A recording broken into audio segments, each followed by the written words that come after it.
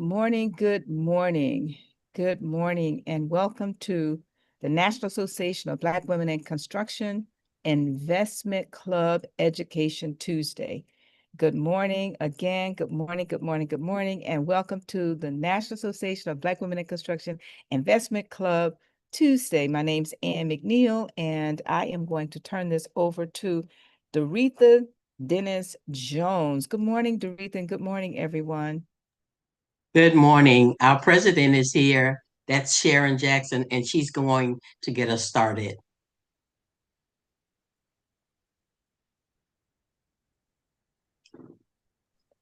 Good morning. Um, this is the investment club. We've already been announced, and I'm going to thank you so much, Doretha. Thank you so much for everyone that is on the call. So would you say get us started? I think I'd like to start us on a brief morning worship, and then we'll get on with our education for today. So, good morning, Heavenly Father. We give you glory, we give you honor, and we thank you for another day to make our purpose clear in this earth. We are change agents in the earth. Our light is an extreme light, and we thank you for it. We ask wisdom in this meeting, wisdom as we go through our day, wisdom as we make decisions of the moment. We thank you for everything. We ask your blessings. We ask for your forgiveness. We ask all things in the blessed name of our big brother. We say amen because we know all order and promise is in you. So, with that, dear Doretha, I'm going to change it back over to you and let us get started with our education moment Tuesday morning. Thank you, Sharon, and thank you for that prayer. Um, I'll go first because I am a little excited about what I've chosen to share this morning. I'm always reading the Better Investing magazine, and the last issue that they sent out, December 2025, had a nice little article in it about pets. And I haven't really given any thought about stock in a pet company. However, after reading the article, it really piqued my interest. And both my daughters have pets. They have dogs, and um, whenever they get ready to go somewhere where it's going to be overnight, they're always asking me about taking care of the dogs. And I see in this article, it's entitled "Pets Home Alone." Lonely pets are a side hustle opportunity. And I say, yes, indeed, it is. They talk about the millions of Americans who traveled over the past holiday and those who will be traveling as our summer months approach us. They'll be traveling, and there are times when pets cannot go with them or they want to leave them behind because circumstances won't permit their pets to be with them. It says, despite economic uncertainty, Americans are planning on traveling more this year, and that we know from just watching the news in the holiday season that just passed us. At the same time, more U.S. workers are being brought back to the office, and that we know. We know COVID had us in our homes. We couldn't go out very much. Everybody was, getting what they need sent in to them, and so they were able to keep their pets at home and save some money. However, um, with these two trends, it suggests that there is a growing demand for the pet sitting industry. And so in the article, they mention about the millions of households who have pets. Um, there's been an increase of the number of individuals returning to their office. And so companionship and care is in need. A great need has increased. So the article speaks to the pet sitting industry, which is climbing at an 11.8% for the future 2025 to 2030, and they're looking at that 11.8% of growth, annual growth. also, they talk about different companies that they interviewed, and they spoke to the layoffs they had during COVID, and the number of bookings that declined. However, they are seeing an ongoing growth in the last couple of years. The pay for individuals who are pet sitters in the United States, it pays $25 an hour. So that's really a good pay for if you're taking care of someone's pet while they are out. Also, it talks about the different platforms that are now up and coming, really doing well in this industry. They mention a few of them because this is not a recommendation for any stocks. I won't mention those that are in the article, but I see that this is a great industry to kind of look at. And that's something I'll be doing, at least for my personal portfolio. I'll be doing that and probably making some recommendations for the Nabwic Investment Club. Thank you. Who's sharing next?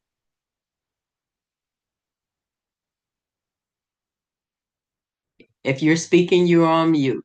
Who's sharing next?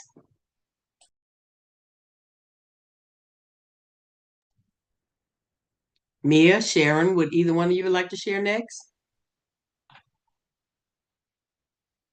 Am I frozen? Okay, no, you're not frozen. I'm gonna Okay. thank you so much.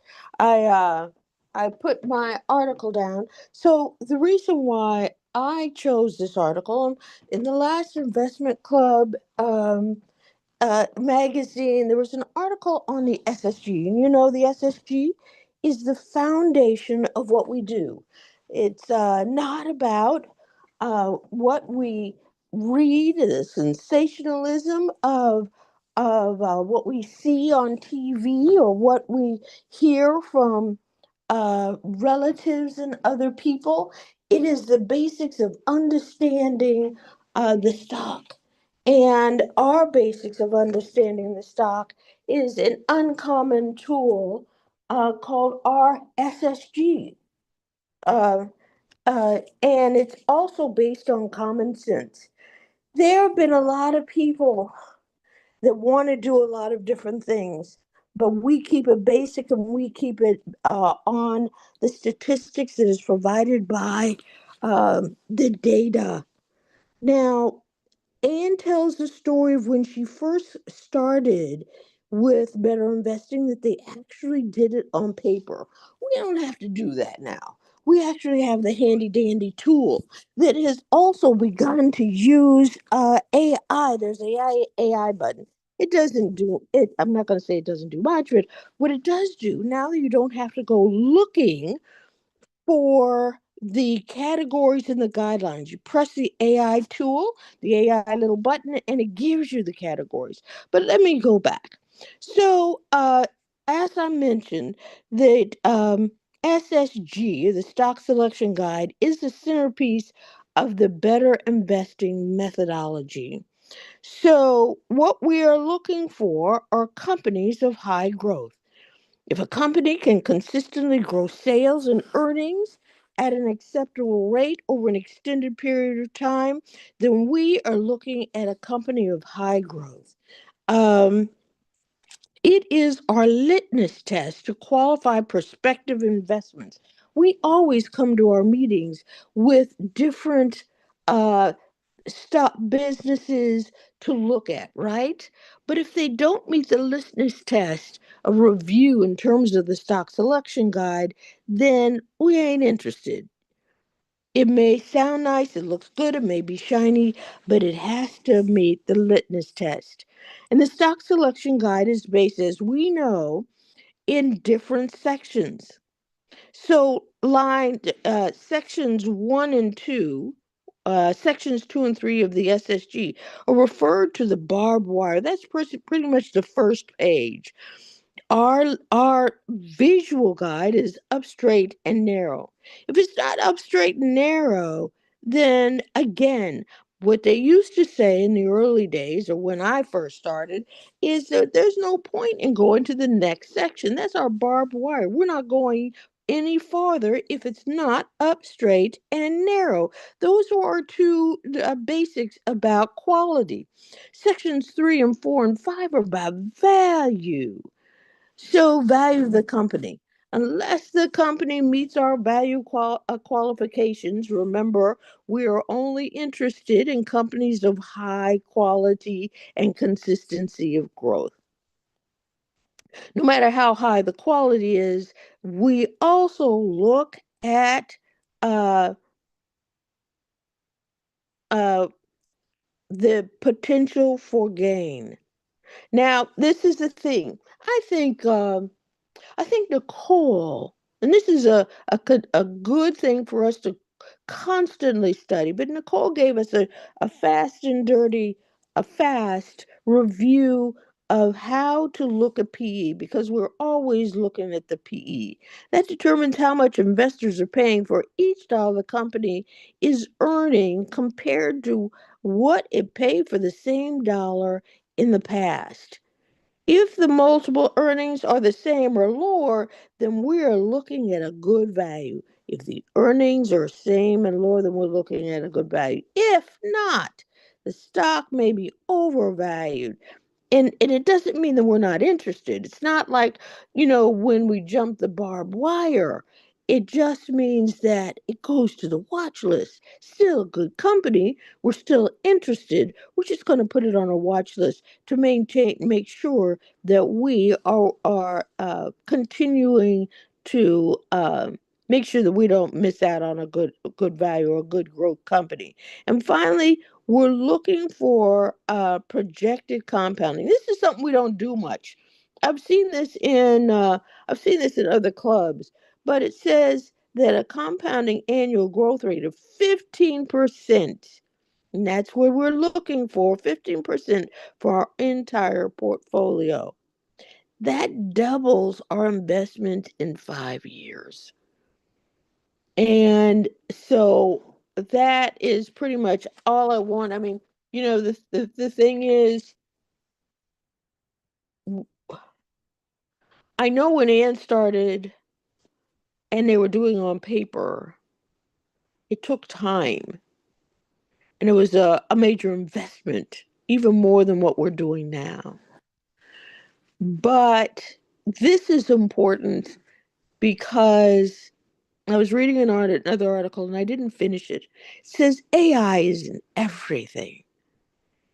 And unless you understand exactly what's happening with a company, the title of the article that I was looking at or had begun to look at is, does this mean the companies are overvalued? So, which means the SSG is even more important. It's even more important that we do our reading, even more important that we do our analysis, that we understand what we're looking at, the various sections, why you don't jump the barbed wire if a company only looks shiny but doesn't meet the guidance or rules. That's the reason why we have to understand management, that portion, and understand the PE. I'm sorry, I may have talked too long, but I wanted to make sure everyone understood that the SSG is the basis of what we do every week. It was a very good article. It was only a couple pages, but it is well worth reading once, well worth reading twice, and that completes my review of that article.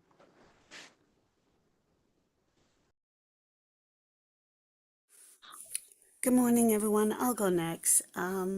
So I'm not much of a person that engage in politics. And because of that, I hadn't really considered the impact, the political impact on my investment strategy. But this recent article that I read from, I believe, US Bank regarding geopolitical conflict and its impact on global markets really enlightened my perspective. Um, the article talks about major geopolitical events like the Russian invasion in Ukraine and how it creates short-term volatility in the stock market, which can allow our stocks to either dip or impact it in the near term in markets that we may not have been considering. Many of these conflicts, especially the recent one in Venezuela, which is a major oil region, can push our energy prices completely up. So it directs our attention towards some of those energy stocks and essentially could hurt our valuations. What the article talks about is how we need to have a more inclusive, broader economic perspective surrounding our consumer interactions with the environment that, these conflicts are occurring. Things like consumer spending and earnings and even resilient growth are all going to be absorbing this geopolitical impact. And it's important for us to look at those trends before we think about buying, selling, or even holding stocks. So some of the recent market headlines really do speak to not only the short-term impact of these conflicts, but also gives some indication of the long-term investments that are going to be impacted regarding this I don't know what you call it, geopolitical time that we're in. So it provides some recommendations, those of which we've already heard about. Diversification really does matter. It's even more important in times where there's so much uncertainty globally, because risk can show up unevenly across many different regions and sectors. And so our diversified portfolio is something that if your portfolio rather isn't as diversified as you might need it to be to absorb that risk, you'll start seeing some immediate impacts. When I looked at my portfolio, the first 10 stocks were all red. And this is a trend that I've been seeing over the last maybe 2 weeks. So half of it is red, half of it is green. And it's an indication of where there may be some vulnerabilities in the types of stocks that I'm investing in or mutual funds. So it's clear it's important to have a long term, because these geopolitical incidents aren't a few months. They could last years and even sometimes decades. And so being mindful of your long-term investment strategy will help to reduce those impacts. Another key takeaway that it talked about is some of the more essential items that we need, energy, are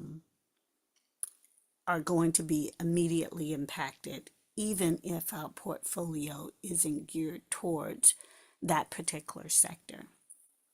And so we have to look at the increasing cost of energy and inflation during these times and use that to sort of stabilize our portfolio if need be.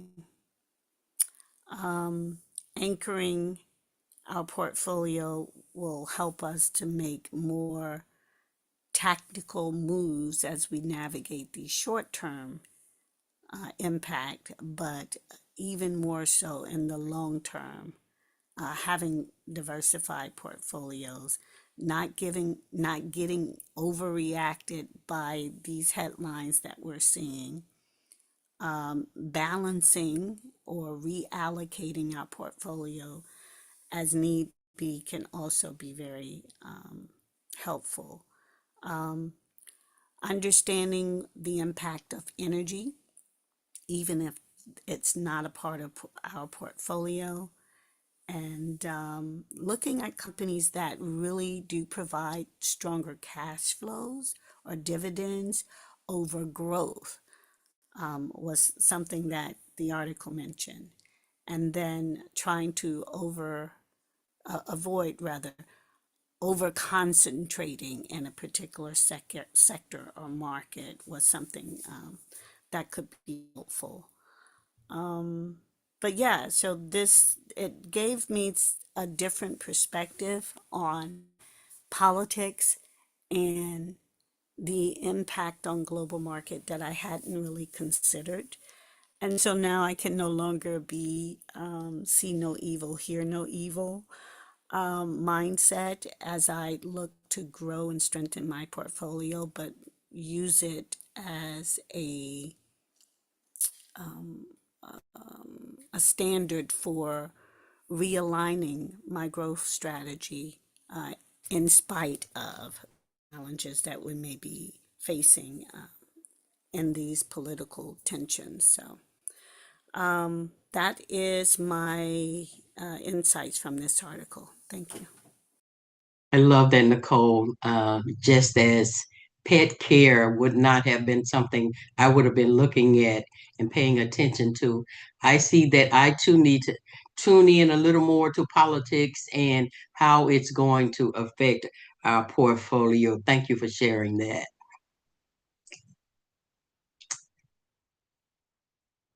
Okay, Mia. Excuse me, may I go back to Nicole just a second? I missed it, Nicole. Will you put it in the chat or say where you read the article? I apologize. I missed that. I totally missed it. Yes, Thank I'll you. Thank share you. it now. Thank Thank you. you. Good morning, everyone. Mhm. I am going to be sharing an article that I read also in the Better Investing magazine. I think it was the January 4th edition, and it was the New Year, New Balance. And it was an article by Thomas Saylor. And the article really explains why and how investors should rebalance their investment portfolios once a year to manage the risk and improve their long-term outcomes. And it's also talking about while the investors' risk tolerance usually stays stable, the value of the assets do not. So over time, portfolios just naturally will drift. So it often becomes more heavily weighed towards stocks. Therefore, it's increasing the risk if it just remains unchecked. And so the research that was done was from Vanguard and Morningstar and T. Rowe Price, and it supported the annual rebalancing as a discipline and also as a cost-effective strategy that helps to align people's portfolios with their long-term goals without necessarily falling into the trap of what's happening in the market and the timing of the market. So some of the key takeaways that I had was, it really focused on why rebalancing mattered, and things that I thought about was, with the portfolios changing over time, um, even though your strategy doesn't. So if that's not the case, it's just about chasing your returns, and it's not about controlling the risk. So just talking about how rebalancing really is imperative to that, to just managing the outcome of your portfolio and what you're getting. And then there was part of the article talked about some of the research done through Vanguard, and they had three rebalancing strategies that they talked about, and they identified three disciplined approaches, and it was frequency based, which just rebalancing at set intervals, whether that's monthly, annually, or however you see fit. The second discipline was on threshold based, which was regarding rebalancing when the asset weights drift beyond a set percentage. So, kind of what we're looking at on our SSG on a regular with the different stocks that we have. So, just making sure that the assets, the percentages are set where they need to be. And then the third one was on destination based, and it was deciding how closely to return um, to the original allocation. And it's just really talking about once per year is often enough to stay aligned without over trading on your investment portfolio. One of the other items that it talked about was why annual rebalancing works best, and it identified it keeps the transaction costs low. It reduces your emotional impulsive decisions that you're making based on what's going on in the market, and it aligns with long-term risk tolerance. And Morningstar research showed that investors who trade too often lose about 1.2% per year in returns, and the losses are worse when the portfolios are less diversified. So, just kind of identifying that more activity doesn't mean better results. Often it means that it's the opposite of it. So, that rebalancing and the timing is extremely important. And then they also had a T. Rowe Price actually did an age based asset allocation guidelines. And it talked about how those in their 20s and 30s should have 90 to 100% stocks, excluding emergency funds. And those between 40 and 59 should have 65 to 85% stocks. And those 70 and up should have a max of 50% stocks with bonds and some cash. And it was just really identified how your portfolio should evolve as your life stage changes. So I thought that was very interesting for them to, break down those numbers as far as, age, because that's a constant with everyone and something that everyone can relate to. Um, there was also mention of what not to do and about market timing, and it was identifying really rebalancing should not be driven by predictions or fear, and that even overvalued and undervalued assets can stay that way for years. And one of the other things was market timing consistently fails, and just really guessing the market's next move is the worst reason to rebalance your portfolio. And I thought that was a great takeaway. And the last thing that I'm going to talk about is the bottom line. And it's really talking about a new calendar year is logical and a disciplined trigger to rebalance your portfolio. And rebalancing once and then leaving it alone for the entire year is a great strategy, and consistently beats the constant adjustment of the portfolio. So just in closing, it kind of identified that rebalancing annually, staying disciplined and letting time do the heavy lifting is a great strategy for managing and rebalancing your portfolio. And again, that was from the Better Investing magazine article in their issue for January, February 2026, volume 75, number 5. And it was the cover story was Calm versus Storm. So thank you so much for allowing me to share. And I will turn it over to the next person. Thank you.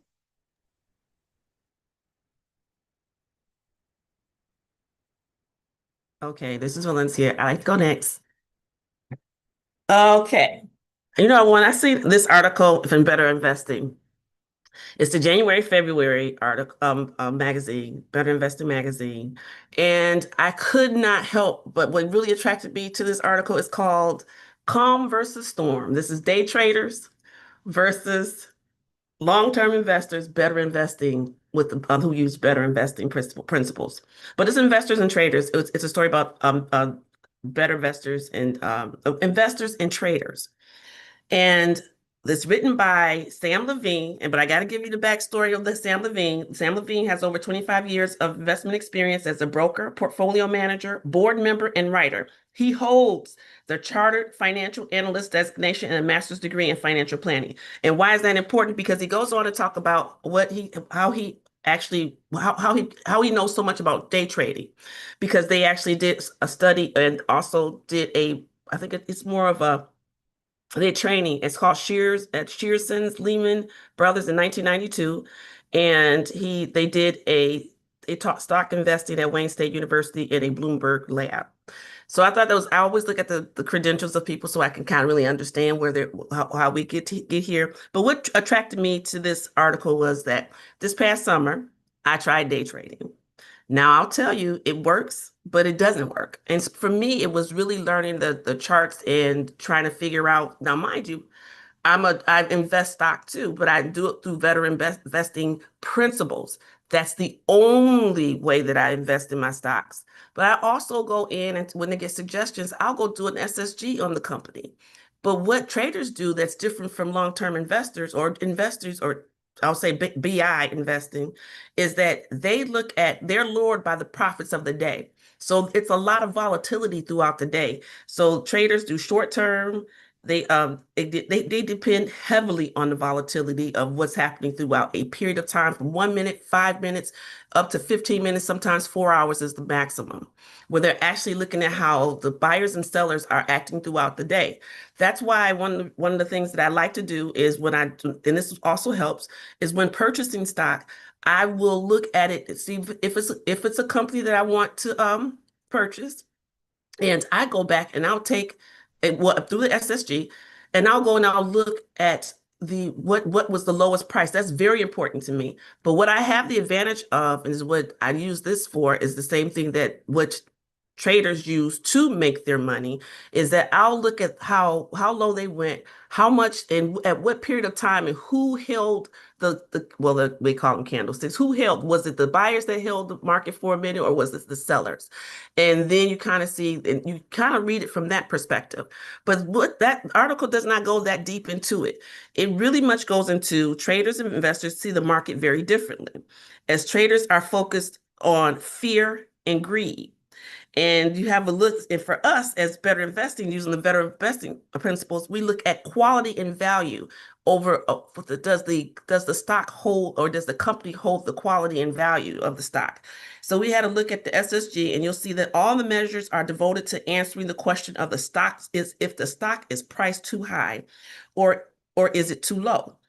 That is the catalyst of how we begin to determine the value of it. Not just that, but we could go through other things by taking a look at Morningstar, by looking at Value Line, by getting an evaluation of the organization in its entirety. And the best example I can give to this is that once you put in, for traders are really truly, they're buying on options, which means they're buying 100, which works in our advantage. 100 stocks for one price, which works to our advantage, because when we put our order in, once we've decided as a club, and once you've decided after using the better investment principles of what you like to do in terms of if the stock passes all the litany tests, you go ahead and you want to put in a order for it. This is when you can look at it and see, what did it do the day before, and what has it done in the past month? How low has it gone? And not just that, you can get it at a good buy. Just recently, we purchased Netflix. Netflix, at the time when we put our order in, we were putting our order in, we missed the order. It didn't get put in. It was like, I think it was $101 or $104 for 30 shares. Well, we missed the order. So by the time we had a meeting again, it was at $94 a share. So that you would think, yes, that works in our advantage. The stock went down to $83 a share. So now, as a long-term investor, We look at that as we're in it for the long haul, is which the difference is between the calm and the storm. The storm would ate it up. That was the traders who at that time would say it go down, it's going to go down. They were doing a pull, they were doing a put, which means that they're betting on that stock to go down. Then you got the ones who are betting on the stocks to go up. That is all again based upon greed and the lure of fast money. But what's the bad thing about being a trader too is this.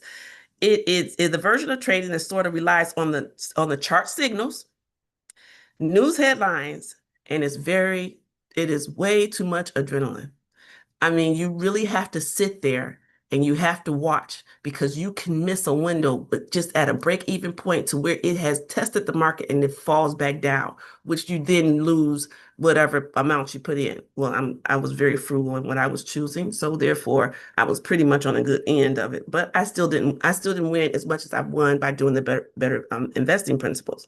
But then it goes on and says the traders. Time is a friend to investors and a threat to traders. He talks about that though I'm a fan of saying that the stocks are a hedge against inflation, the stock market has risen over the long haul. Though it's not guaranteed, it's reasonable to expect companies can continue to innovate and raise prices and profits, which we evaluate. For investors, it's like having the wind at your back. Many traders employ leverage with borrowing money to trade larger positions. And a position for us is how many stocks we purchase and what we've determined over the long haul. For them, it is buying options, which means that they're doing one option means 100 shares and it costs. So they're banking on it. Either it's going to hit that price that they've chosen to put through the put or the call. It says so and it's costly. Margins interest eats into profits and can turn a break-even trade into a loss I've experienced. And the best part of what they all want to talk about diversification. So when it says trading portfolios are rarely well diversified because it's too difficult to follow 30 or more positions or do any sort of decent job. What they can do, however, is reduce their risk by taking smaller positions and leaving cash on or index funds on the side. But that also cancels out the effects of successful traders. Concentrated portfolios leave traders more open to one company's poor announcement, disseminating their wealth. Diversification could almost eliminate event risk. That's a major reason why index funds, which can hold hundreds of stocks, become so popular. But that wasn't it. It went on more. What attracted me to this is that because I've been on both sides and you get the lure of it because you get people who talk about the day trading. But what I love about better investing, again, it's a tool that you can use for both ends. You can use it to watch the volatility of the stock and how buyers and sellers are reacting in the market to be able to put in a order. So then you kind of know if you should go in at market. Or again, the SSG helps us with that because we don't want to pay too much for a stock because it's overvalued. You can come in at a lower price and sit out and wait. So with how I purchase stocks is that I put in a limited order until I cancel, whether I'm selling or I'm buying. I've called my price. I know what I want. Have I missed? Yes, but at some point. And I've never, in some of those stocks, one of which is SoFi for me, has never, ever come back on the other side. So it says trading is expensive. So it goes on, investors may hold positions for years, making the bid-ask spread and incidental fees a minuscule, practical, unnoticeably drag on their portfolio's long-term performance.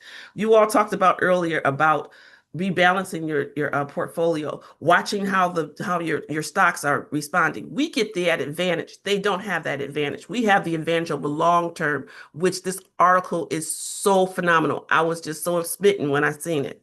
But what I was saying for consider doing a trim, and I just did the earn and learn this past weekend at South Florida, earn and learn, and it just so happens that Randall Buss was the president of my club. I sat in and I listened to him talk about it, about why you need to rebalance your portfolio but what those indicators are. And he spoke specifically about a PERT report, which talks about the value and quality you can compare when you need to get rid of things. So I thought that was really interesting. I just thought this article was phenomenal for those who get lured into trading, but knowing how to use their tools to be able to help you gauge in terms of putting in your a good order, an order that is feasible based upon after you have done the SSG and they pass the test of a quality stock.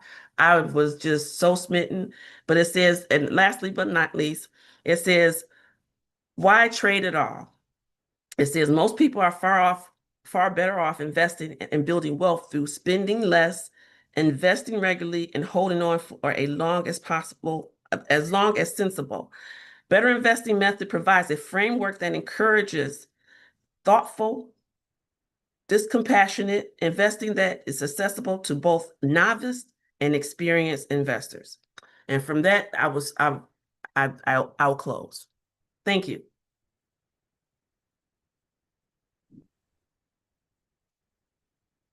This is Carolyn. I'm not sure how I will follow that, but I will try.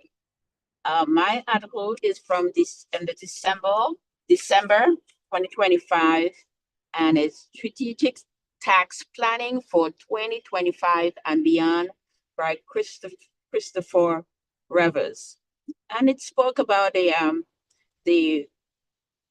One Big Beautiful Bill Act, the BOBBA, which had passed this year, but to say that not all the changes have been made. So, but it have tax planning opportunities from 2025 and beyond.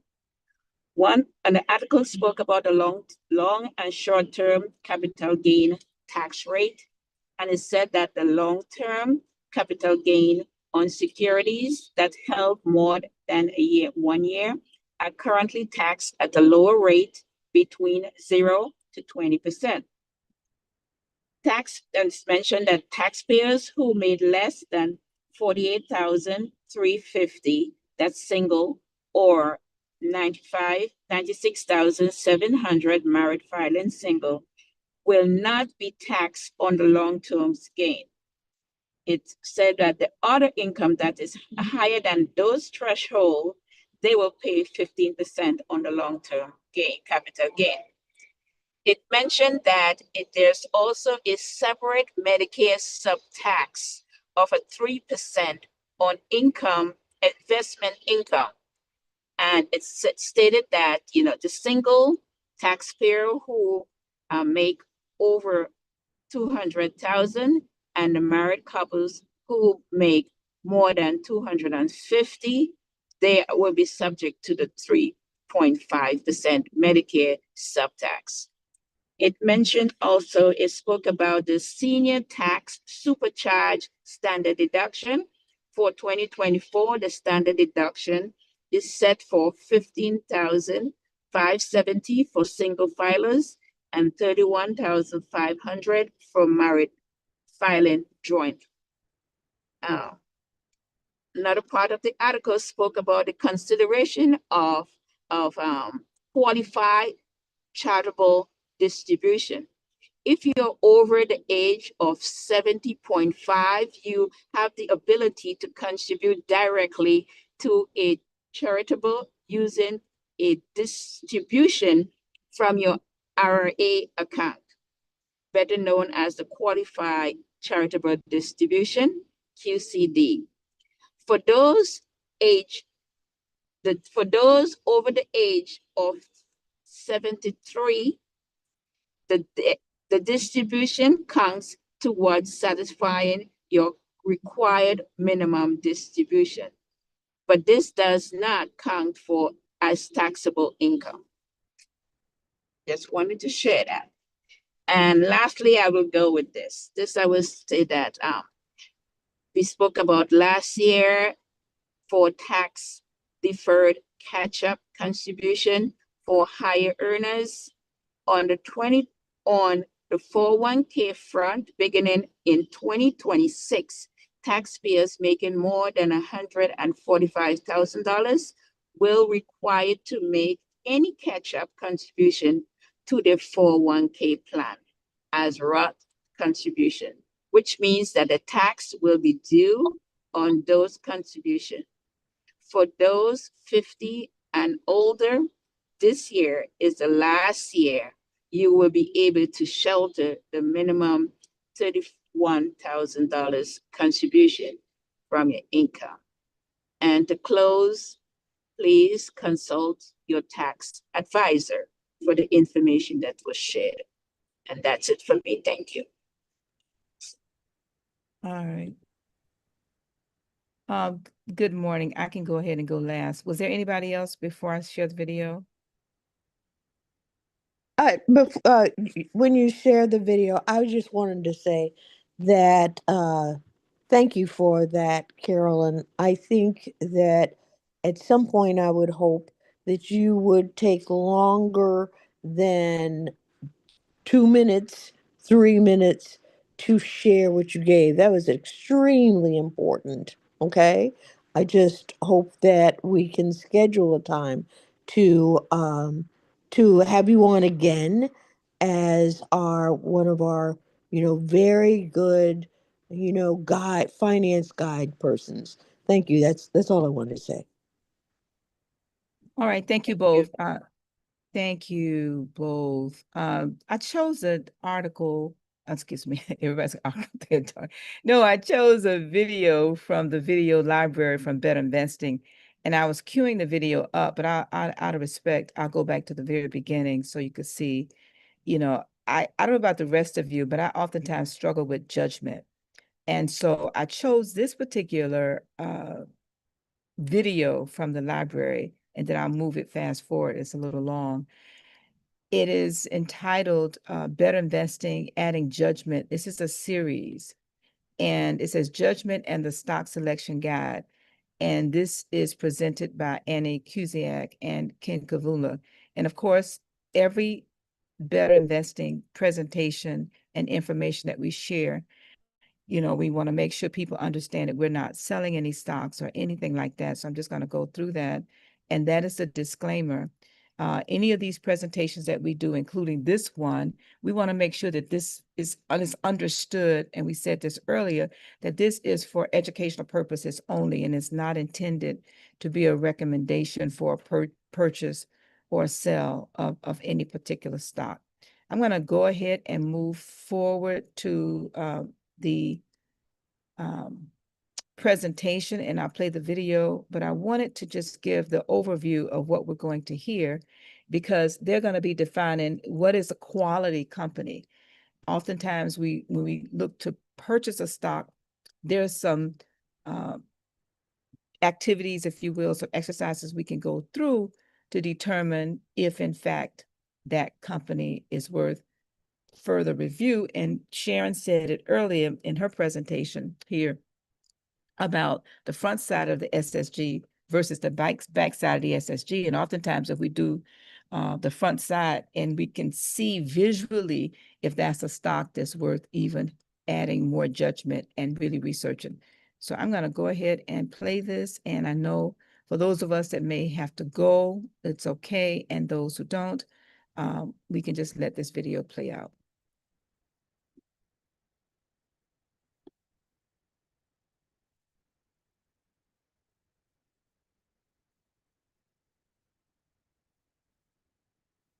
Will lead you to better results. That's kind of the whole goal of what we do.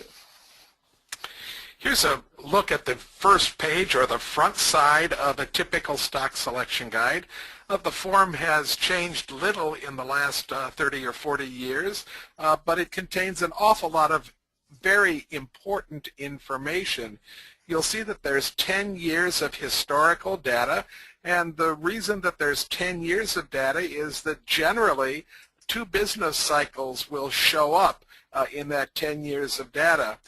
That's been true throughout history, that 5-year length of a business cycle, although recently we've noticed that business cycles tend to be a little bit longer than 5 years. So occasionally we'll only get a single business cycle in that history. We're then looking to make a projection for the company, and we would like to project 5 years into the future. And again, we're looking at about one business cycle into the future.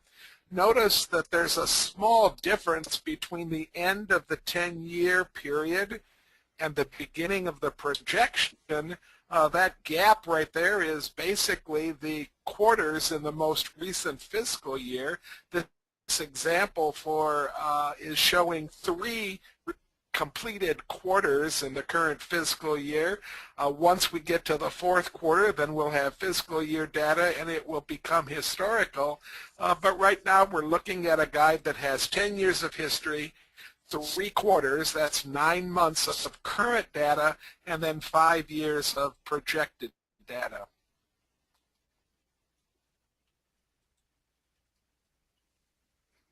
Now, Ken just used a term that may be new to some of you, and that's this term business cycle. And so what we've done here is, this is a graph. We didn't do this. We didn't source this. I don't remember where we found this, but it's a nice little chart that just basically shows what we mean by a business cycle. And you can kind of think of it as the ebb and flow, the natural ebb and flow of the economy.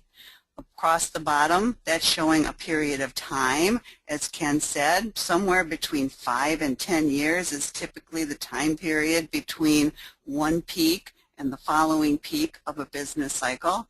But we're just seeing here, and if you start all the way to the left, you're seeing the peak. And actually, in the economy, after that, there is a period known as contraction, as it's labeled there, where the economy kind of slows down until it gets to a point where it levels off, stabilizes to a trough area, maybe stays there for a little period of time, but then goes back up to a recovery period. At some point, we peak again, and we're calling that prosperity on this chart, and we repeat the cycle over and over and over again. And the ideal business cycles, or series of business cycles, shows higher and higher peaks with troughs that aren't nearly as low the next time or the next time.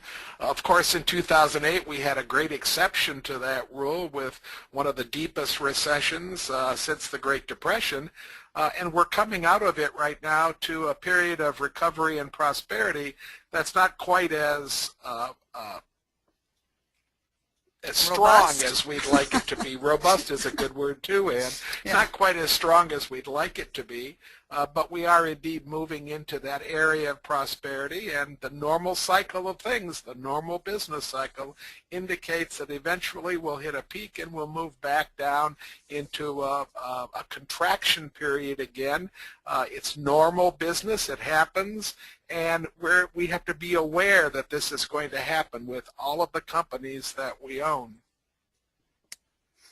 So here we're back to the stock selection guide. We're actually looking at the back side. And here we're reminding you that really the stock selection guide boils down to answering 2 questions. The first question is this a high quality growth company? We evaluate the front side, which we just looked at a second ago. That's the graph. And then that section 2, right above where we've labeled barbed wire, to help us identify if it's a high quality company. And we're going to look in more detail at all those metrics in just a minute. Only for the companies that we say, yes, this is a high quality growth company, only for those do we go on and make the judgments necessary to determine if the stock is selling at what would be a fair price.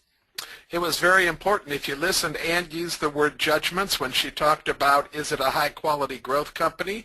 We will make a couple of judgments to answer that first question, and then we'll make another series of judgments to answer the question, is it selling at a fair price? Again, we're not going to move past this mark that we have, calling it barbed wire, until we're certain we have a high-quality growth company. You know, I used that word on purpose because really I think of that first question as my first judgment, I have to say. I have to evaluate the company, and and say to myself, yes or no, is this a quality company? It's not really a judgment per se that we make on the SSG, but it's a judgment I have to make to know whether I'm going to cross that razor sharp barbed wire fence, because if it's not quality, I know I might get a little bit hurt if I try to cross that and I don't have the right quality. We recognize that our tool really is not intended to be used for companies that are not high-quality companies, and that the sections 3, 4, and 5 that help us determine reasonableness of price are not especially useful to us when we're evaluating a company that we can't say is a high-quality company in the first place. Absolutely. So as we start to formulate this in our heads, the question, is this a quality growth company? We start always with the graph. We're going to take a look at that graph, and what we're looking for is growth. So we want up lines pointing up to the right, and we're looking for consistency. And consistency translates on our stock selection guide graph here as straight lines. And all other things being equal, we want parallel lines, meaning that our sales and our earnings are growing in tandem. That's the ideal situation that we're looking for in a high-quality growth company, up, straight, and parallel. Those three lines that we're looking at, the green line is sales, sometimes called revenue. The pink line is pre-tax profit, how much profit the company makes before it pays taxes. And the blue line with the little blue E's on them, the E's are standing for earnings per share. You might also notice some bars on the graph. They sort of look like the capital letter I, and we call them I bars in fact. And that represents the high and low price from each of the fiscal years, and there's one dot for every single fiscal year in each one of the three lines. You'll notice on the very last I bar, it's in the current year, and there's a little red slash on that I bar indicating the current price at that particular time. And I will point out that that we were just looking at is kind of the model that we're looking for. I mean, it wasn't perfectly up, straight, and parallel, but it was pretty close. This, in comparison, is not the model we are looking for. We've got a picture of a roller coaster there. So my analogy is if your stock selection guide looks more like a roller coaster than railroad tracks, which is another analogy I like to use for the up, straight, and parallel, then just turn aside and go to another stock selection guide. And folks, because the computer is doing so much of the work in plotting these points especially, you shouldn't be afraid. There are thousands and thousands of stocks out there to study, and when you find a stock that looks like a roller coaster, don't be afraid to put it aside and move on to another name. You don't have to study every single stock that exists. Rather, you should be looking for stocks that exhibit these up, straight, and parallel characteristics that we've been talking about. You know, and before we move on off of that slide, I do want to point out that Ken and I often get questions from new investors asking, how do I evaluate this kind of a company? And the answer to that question is a very simple, you don't. And I'm going to point out there in 2008, notice how there is no blue point. That means they had negative earnings. They lost money that year. So when you don't even see the data on the graph, that means that things really went awry that year. And it's just not worth your time to take a look at it. Here we are looking at the life cycle of a successful company, and the companies that we're going to study, almost every single one of them adheres to this graph in a greater or lesser way. A company usually begins in a speculative phase. Many times that speculative phase is talking about a private company even before it sells stock to the general public. We call it a startup, and many times this speculative phase, this startup phase, will find the company losing money, having no blue line, having no earnings and no profit for that matter of any kind. A great company, a good solid company, however, will quickly move to profit, and notice how steep that that line of growth is right there at the very beginning, and we've labeled that line explosive growth. And that's the best time for us to be looking at a company for investment when it's growing very, very quickly, when it has a reasonable period of time ahead of it to continue that growth, and when we can begin to evaluate the stability of that growth. That explosive growth as the company grows will slow.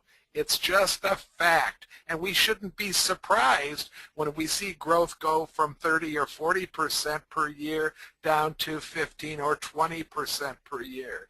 As a great company grows, its growth will slow, both in revenues and in earnings per share, and we'll go from the explosive phase to the more mature phase, still at great numbers, still good investment opportunities, and eventually that great company, if it survives, will move to stable growth. Many great companies never make it to that stabilization place on the graph, and they hit a peak and then they move into decline.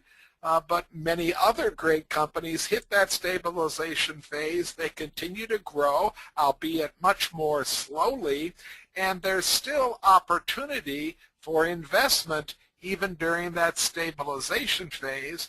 But again, the greatest opportunity for investment is when the company is growing explosively or when the growth has slowed, but we're still getting good, solid, healthy growth in a great, mature company.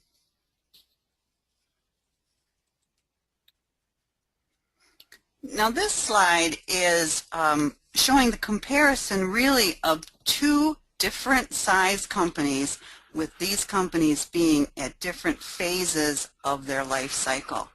The one at the top is a medium-sized company. It's growing very robustly, more than 40% sales growth. You can see there is a slight slowdown in the line, meaning as you see the slope of the most current 4 years is a little bit slower than maybe the earlier years. So there is some slowing going on, which again, as Ken said, is natural, it's expected. But this is a medium-sized company growing at a very fast rate. Below it is a very, very large company that is growing at a much slower rate, although very nicely, consistently. So they've probably gone more into their stabilization phase. Much larger company, probably a blue chip company. Think of these as the blue chips of our portfolio, the big, steady eddies, dividend payers. These are the ones that we're probably looking at here.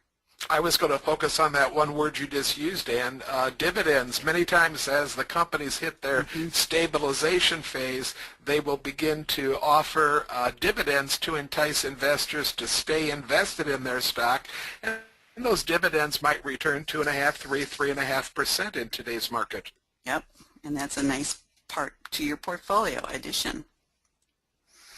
How about these two graphs? Here's a nice example in the bottom left-hand corner of a company that was exploding in the early part of this decade, 2003, 2004, up through 2006 or 7 perhaps, and then we see it beginning to slow down a little bit.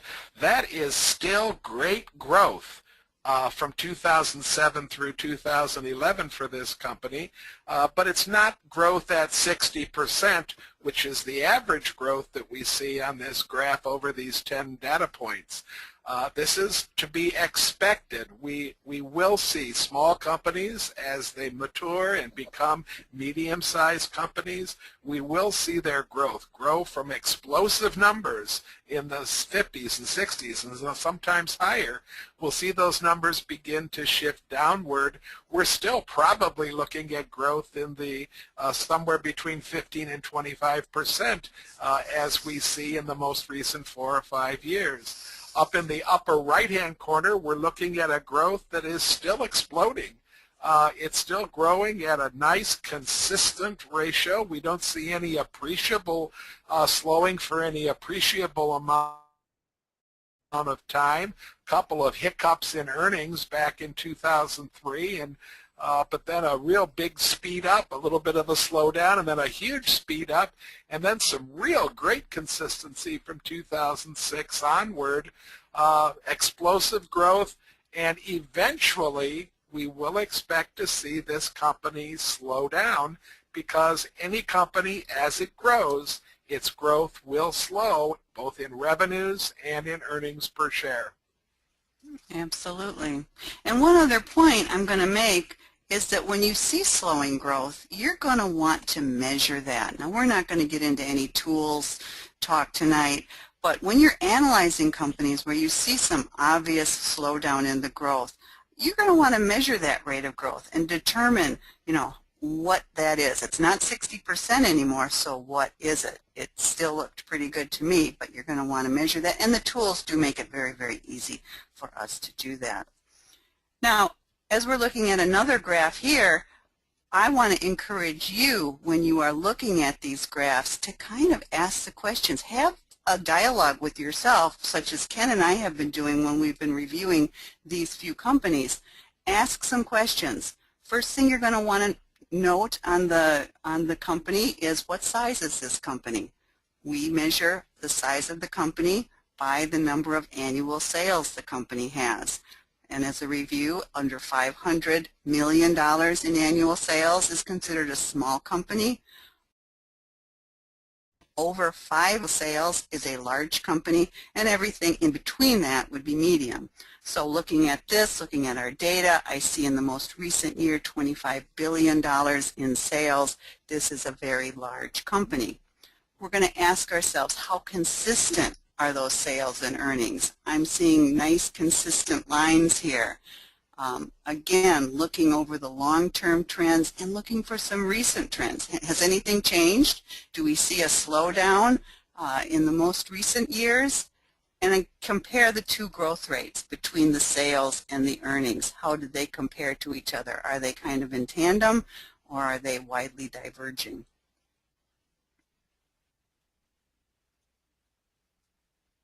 Also going to want to take a look at the pre-tax profit on sales, sometimes called the profit margin, and the percent earned on equity, sometimes called return on equity.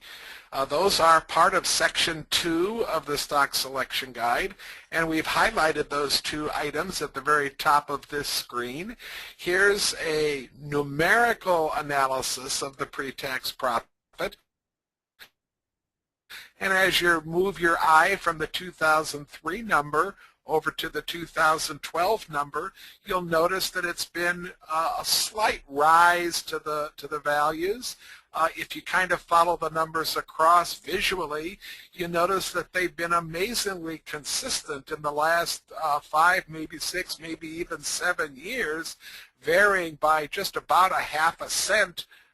So we're looking very carefully. We're seeing a company that's maintaining a very consistent profit margin, pre-tax profit margin on sales.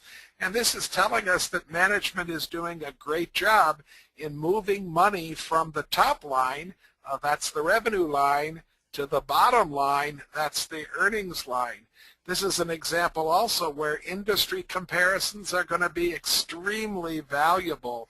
We're going to want to know what's an average profit margin for other companies in the same industry as the company we're looking at, because that's going to help us evaluate whether these numbers are good or bad. A 13% profit margin when everybody else is doing 18% is not a very good number. But a 13% profit margin when everybody else is doing around 10, that's an excellent number. The orange color of the trend graph off to the far right on that line is showing us a pretty stable set of values. When we're looking at percent earned on equity, again, follow with your eye, especially focusing on the last 5 years, the ones with the greenish color background. You'll notice that from the low of the recession with a 15% return on equity, we've been increasing for the last 5 years. That's what the green color of the graph is indicating. And the most recent year at 21.6 is certainly beating the 5-year average of 18.4. A good number for return on equity is 15% or better, and 20% or better is a great number. Remember that return on equity basically means how much did you grow the total value of the company during the particular fiscal year you were looking at. You could do that personally by taking your net worth on January 1st and then taking your net worth again on December 31st of the same year and then asking yourself, what was my percentage growth?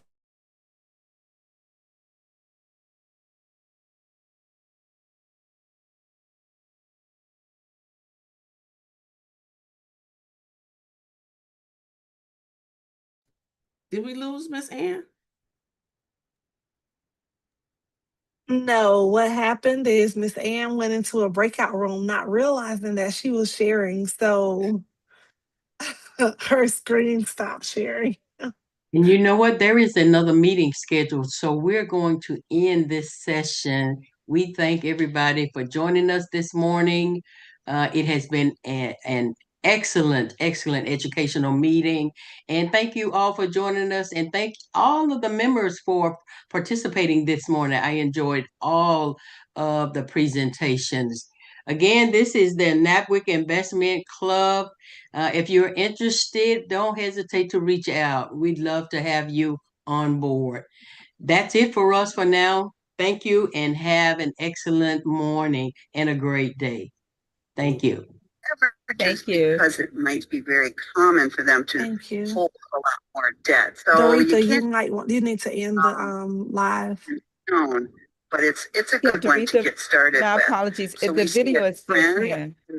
in section 2, the evaluate Yeah. management, an annual trend. The red Miss indicates Ann, it's not, your screen is not shared, so it's not still sharing on the warning, On watch out, YouTube. debt increasing. I'm not too concerned though because the number is so very, very low. On the very front of the SSG, you're not going to see this really in the current data on the tool itself, but in the printed form, you will see the very current debt to capital rate, 10.9%, very similar to what it was in the 2012 period for this company. If you're unsure about whether this rule of thumb is going to work for your industry, look at 3 or 4 companies from your industry. If they're all carrying debt, above 50 or 60%, chances are that the debt in that industry is an outlier to our rule. Home builders, for example, you'll find that almost all of them carry considerably more debt than 33%. But as a general rule, people that offer services and people that sell things usually should be carrying debt to capital ratios of 33% or less. So before we leave our quality discussion, let's just have one more little maybe review and have a little discussion. How would you evaluate this company? And we've presented the graph with the particular growth rates down there below. So you can see for this company, sales have grown at about 16%. Earnings have grown over the complete 10 years at 17.6%. We've got our pre-tax profit numbers there about even. If we read through the numbers there and kind of look at our little trend indicator, return on equity, excellent. I've just already chimed that in. Excellent numbers there at a 30% average, approximately 29, and all this with no debt. Let's go back and review the graph. Ken, what do you think about that graph? Well, if we were in one of the mid-Michigan model clubs right now, Ann, everybody'd be smiling and a couple folks would be chanting up straight and parallel, because this is exactly the kind of graph, the kind of model company that we're looking for most of our investments. The lines are amazingly consistent. They're definitely moving in the right direction, in the upward direction at a pretty good clip. And I like it when they're relatively parallel, because that means that the company's not trying to play games with me by buying back shares or doing really odd things. When I see this nice parallel structure going on, I feel much more confident about what the company's doing. And I do know they do like to chant up there in mid-Michigan quite a bit. So My one observation I would add to that is that it does appear to me that the growth is slightly slowing. We're seeing a little bit of a slowdown in the most recent few years, and it still looks like it's good. I would definitely want to measure that, and that's on for another class, and we do talk about that in the Adding Judgment series going forward. But I'm going to remind everybody that as a company gets larger, and more mature, it is reasonable and expected for that growth to slow. Yeah, Ann is saying that it's slowing. If you look real carefully, you'll see absolutely straight lines underlying the data. There's a straight green line underneath the green data line and a straight blue one underneath the blue. And if you'll notice, the last 2 or 3 years, the data line is a little bit under that trend for both of those, and that does indicate the slowing that Zan's talking about. Right. And then our other metrics evaluating management, we've already kind of chatted through those a bit, but those profit margins are very nice and steady. Again, I would want to compare these to some other competitors in the same industry to see if this 33% is good, because I can't tell by just looking at that. It seems like a very good number, but I have to compare it to others in the same industry to know if this company is keeping their expenses properly under control and running their business efficiently as compared to others in the industry. I want to emphasize that what Ann's saying is something that you absolutely need to do, because a lot of times profit margins look pretty good until you look at the profit margins of some of the competitors to the particular company I think you'd be amazed at profit margins in software companies, for example. And this 34.1% might be terrific, but if everybody else is doing 40, then you know the drill. It's not nearly as good a number as we thought it was. Right. And I've already commented on return on equity. I think that's a great number. It's not only increasing, it's above 20%. And I'm just going to say one brief comment here about return on equity. Sometimes those numbers can be artificially inflated when a company carries a lot of debt. I'm not going to get into the hows and whys, but just be aware this company has no debt. So those are real return on equity numbers. So love it. Absolutely. They might even merit the word superb Yes. If we're talking about them. I think might be a great time now, Ann, to take a few questions if we have any. Why don't we take a look here at these questions? Something's been flagged to me. I'm just going to read it out loud here. So can you comment when you can, when debt to capital is 0? Isn't that a candidate for an aggressive takeover? I can't remember the exact verbiage. Ken, I'll throw it to you. Many companies have debt to capital that are at 0. They carry fairly clean balance sheets. I love those companies. I have to say. So do I, and I don't think it makes them any less vulnerable to takeover, or for that matter, any more valuable to a takeover. I think that you'll find that we're not exactly in the days of the hostile takeover right now, and that most things that are happening are things that the two companies kind of agree on.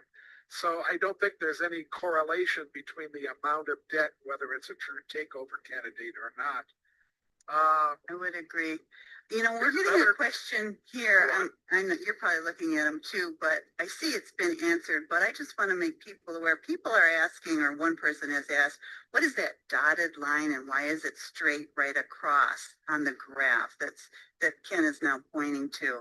All that means is that this screenshot was made from a graph before any projections were made. We haven't added our sales and earnings estimates to this graph. The light blue and the light green lines that you see extended there, those are actually analyst estimates that are coming in with the data feed.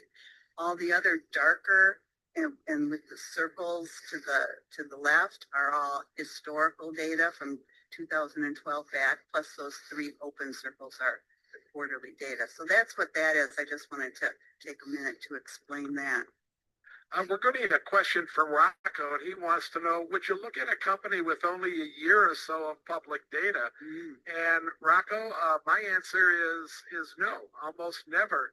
an investor with a little bit of experience, I think it's important to have some structure to the kind of companies you're looking at. And I would say that until you get a lot of experience, you should stick with companies with at least 4 or 5 years of publicly traded history and therefore data that we can look at. And I always prefer more. So if I can find a company with 8 or 9 or 10 or more years of history, it's going to be go to the top of my list. I'm going to try to stay away from initial public offerings, IPOs. I'm going to try to stay away from companies that have not yet experienced a downturn in the economy. They haven't gone through a complete business cycle. And I want to see how my company is going to operate during a real severe down.